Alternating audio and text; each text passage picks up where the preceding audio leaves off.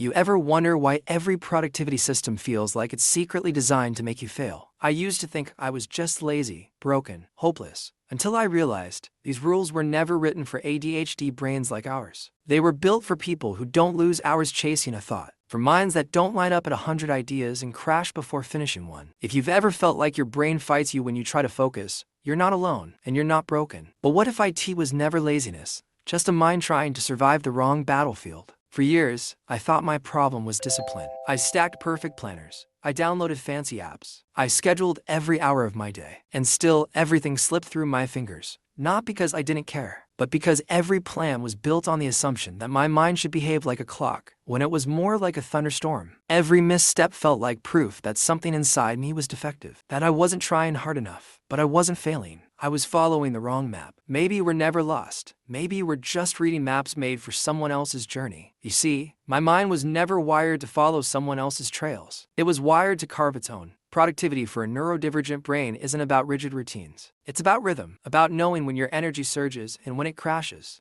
about sprinting when you feel the fire and resting without shame when the fire fades. My brain isn't a machine to be optimized. It's an ecosystem to be listened to. Imagine if your energy wasn't a flaw to fix. IT was a wild river you were meant to sail, and once I started respecting that, everything changed. Maybe your biggest hack isn't some magic system. Maybe it's a tiny rebellion, a messy sticky note wall that makes sense only to you, a 17-minute work burst followed by 12 minutes of wandering without guilt, a silent agreement with yourself. I will not punish my mind for moving differently. Small rebellions, small victories, your system, your language. What if freedom doesn't start with discipline? It starts with defiance. And here's the thing nobody tells you. Your chaos is rhythm. There are patterns in the noise. If you learn to listen, you are not disorganized. You are organic. Inside the confusion, there's a seed of brilliance growing wild, waiting for you to trust it enough to stop pulling it back. Discipline won't save you if it's built on shame. Structure won't work if it denies how your brain loves. Freedom starts when you build from who you are, not who the world demanded you pretend to be. If this feels like a breath you didn't know you were holding, if some small part of you is whispering finally, stick around, subscribe. We're building a space where your mind isn't the problem, it's the starting point. Every second you spend trying to fit a mold that wasn't made for you is a second you could be using to build something only you could create. You've waited long enough. IT's time. Every root looks chaotic before it breaks through the ground. So, do you? You're not behind. You're just about to begin.